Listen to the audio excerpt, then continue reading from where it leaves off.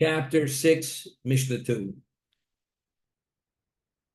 The tablets were an act of God. It was a product of God's making.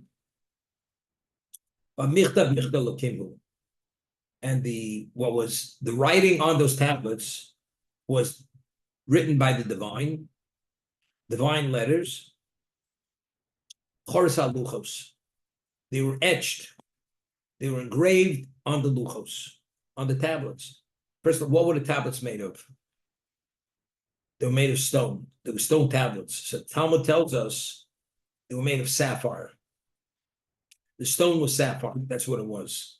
So engraved on the sapphire stone, these two tablets were the 10 Commandments. The word is charus. Charus in Hebrew means engraved, etched. It was etched into the stone, okay? Now, the word charus, the vowels, under the ches you have a komatz, and on the vav, you have, it's called a shuruk, an u, charus. However, if you take away the vowels, those same letters can be read cherus. Cherus means freedom, right? We say Pesach, Passover is man cherusay. It's a time of our freedom. That's what it's time of our freedom. We became free. We were slaves, we became freemen. So it's written, it's chorus ala luchos, etched, engraved on the stone. Atikre chorus ala cherus.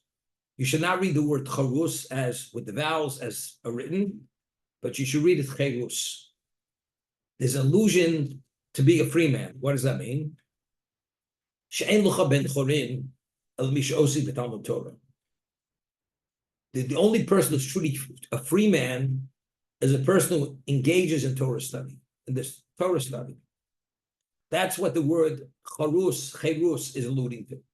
If you want to be a free man, engage in Torah study. Why? Listen to this. The person who engages in Torah study, he becomes elevated, becomes an elevated being. What is this all about? It's an expression in English. He's a slave of his desires. Right? Most people are slaves of their desires. What dictates their life? Person lives in a house, $1 million house. He has a mortgage. So why does he have to work the lengthy hours he works and has to have a certain type of education? And he has to invest time in his life, whether it's clothing, whether it's furnishings, it's to maintain a lifestyle. The question is, why could you live in a cold, flat apartment, cold water apartment, 1 bedroom, wear just a pair of pants and shoes and a flannel shirt, and live in a rent-controlled apartment? What do you need this fancy house that every month you pay a fortune, a mortgage to the bank? You know why? Because I have a desire to be acknowledged, and I want to be a person of status, and my ego has to be pampered and stroked and inflated, and I like to hobnob with all the big shots and go to that country club. I got to pay the fee, and I got to have the car, and I have to have the chauffeur, and I have to have the vacation. So all these extras, what does it cost you? It costs you the majority of the time and your mind and your emotion, and what you celebrate and what you agonize over is all purely ego. That's what it's about. It's because you're a slave of all these interests and these desires. That's what dictates your life. But let's say a person says, I don't need any of this. I don't need the fancy house. I don't need the fancy car. I don't need the country club. I don't need the vacation. I'm going to live a life lean and mean. All of a sudden, you have all this extra time. Yeah, you don't have all these extra cost payments. Why? Because what people's desires dictate and control their lives, and you become literally shackled and enslaved by all your inhibitions and your needs, because all the baggage everybody carries, you're a free man. How are you a free man? Because if you engage in Torah study, as you should, the person becomes spiritualized. You're able to take control of your life, and your equal inclination does not drive you, but you control your evil inclination. So who's truly the free man? The one who engages in Torah study. Because the only antidote to be able to diffuse, to take the wind out of the sails of the evil inclination, which wants you to get to the top of the mountain and ultimately crash at a certain point, that's the evil inclination. But if you take the wind out of the sails and you don't even start climbing that mountain, and you climb a different kind of mountain, it's called the spiritual mountain, then you truly have control over your life, and every moment of your investment of your existence and your mind and your emotion is invested in something which actually enhances you and gives meaning and purpose to every aspect of your life.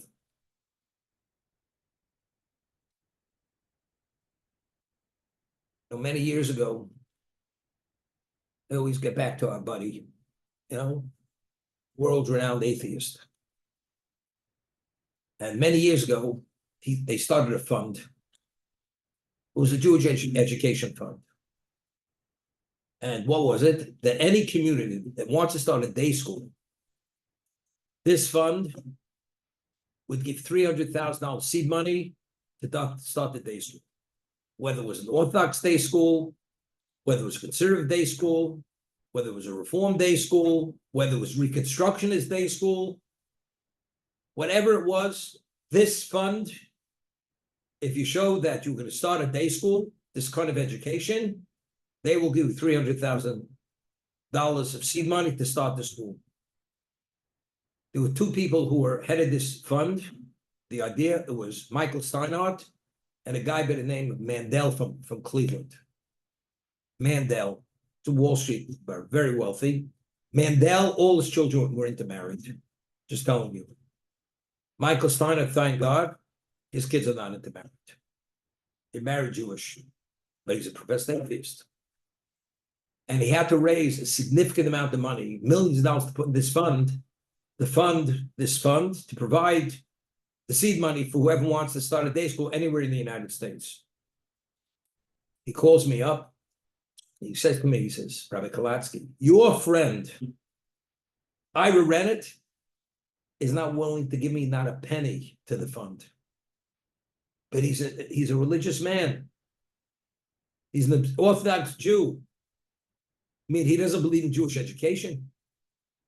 And yet he won't give me a penny. How do I understand it?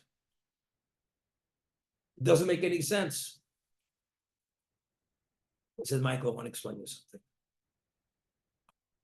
You're a Jew, but you don't believe in God. Ira Rennett is a Jew who believes in God. And he does more than believe in God. He observes many of the tenets of Judaism.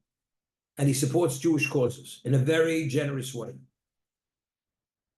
And you're coming to him as a person who doesn't believe in God, and you're telling him how to do his Judaism, how to support Jewish education. I said, you know what this is? What reminds me of? I come to you, Michael. You're the expert on Wall Street. You're the maker and the shaker.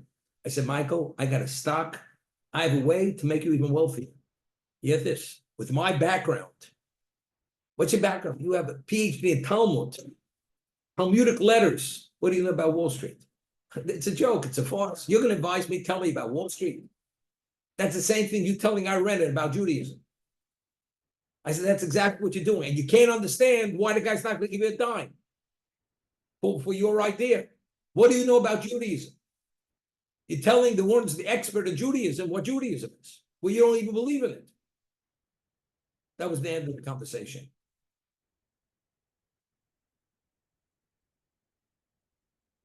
He once asked me, he was anti-assimilation. That was the whole idea of this birthright, anti-assimilation. There should be a Jewish people. So he went and he purchased the forward paper, the English forward. He paid a fortune for it. So he says to me, when he bought it, he says to me, Rabbi, what do you think about it? And I said, Michael, you could have taken your money, put it down the sewer. Would have been just as would have no better value than that. So when I say that to him, it's like I put my finger in his eye. He went berserk. You Orthodox Jews, you couldn't care about anybody. Me, I put this out because this. So I said, Michael, I want to ask you a question. The age of the readership of the forward, what is the average age? How many people pay for subscriptions? The median age to read the readership of that paper, you know what it is? 65 and above. I mean, you're concerned about 65 and above, these people that assimilate. They hit the marry. The person got to worry about are the young people. They're not reading your paper, even though it's in English. So what are you wasting your time? What are you wasting your time? If you want to put your money where it'll be effective, you ask me, I'll tell you where to put the money. But again, so what does he do? He builds on the west side a coffee house. What's a coffee house? He paid a fortune, a piece of property, I think $12 million, where boys and girls get together and they drink coffee and they socialize. That's the idea. I said to him, I want to ask you a question, Michael. And what happens if a Jewish boy wants to come with his non-Jewish girlfriend to the coffee house? You could deny him entry? I mean, how does this somehow encourage Jewish dating and this will prevent assimilation? You explain it to me. He had no answer. What, you're going to have to check somebody's credentials before he walks in, whether they're Jewish or not Jewish? Kol dich ben yetziv, we say at the Seder. Whoever's hungry, come. The doors are wide open.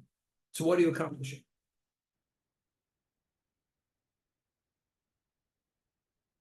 Chaim Herzog, who was the president of Israel years ago, he had a son who was a filmmaker in Hollywood. He gave him millions and millions of dollars to put out films. These people, why did he give it? Because he was an Israeli. He was the son of the president. This guy had as much relevance to Judaism as the man in the moon. That's it. But he gave him money. After everything said and done, what was the value of all this money? Millions of dollars to give away. But Ira ran it.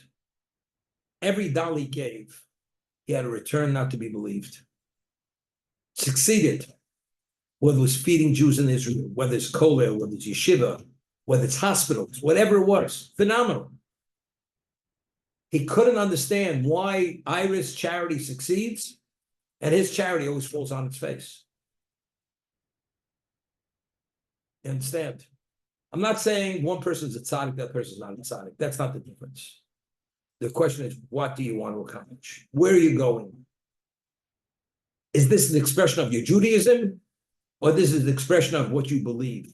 And what you believe, you don't believe in God. It's a whole different expression. That's the difference.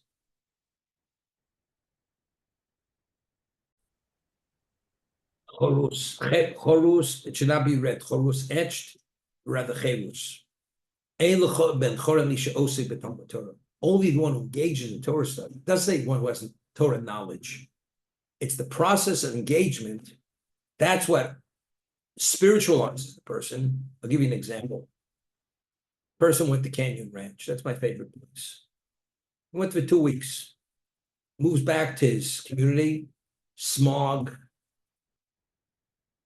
All kinds of carcinogenics in the air. The food. You understand? What you breathed healthy and held 80 food for 2 weeks is not going to help you today. You're destroying your system. I learned when I was a student.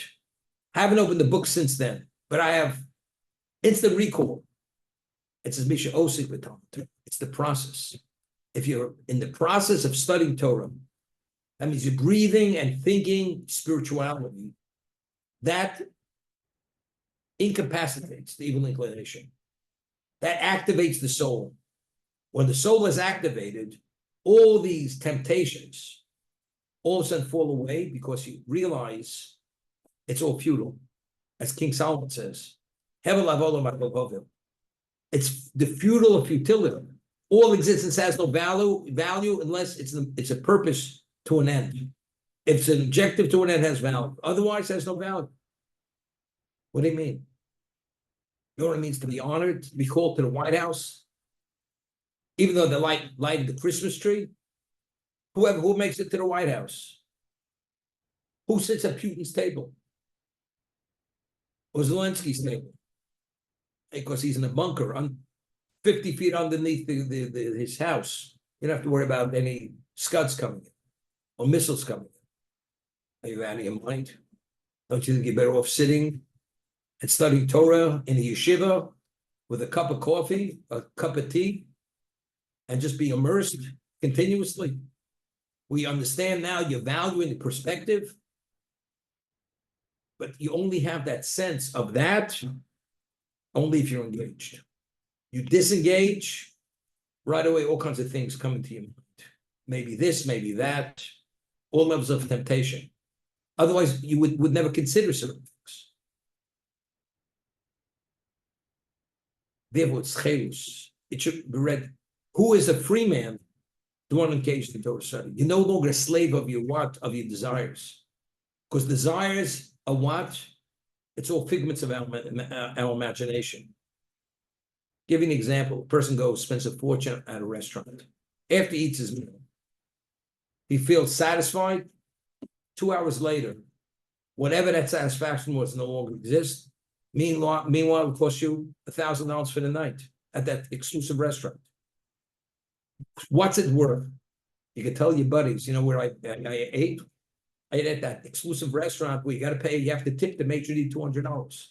They give you a table up front and bring you a bottle of that not kosher wine, whatever that wine may be. So what's it worth? It's the moment. Life is not a moment. Life is eternity. That is the innate value of life. We don't live for the moment. We live here to live forever, to be here forever. Not in the physical world, but our value should be forever. And that's what life's all about.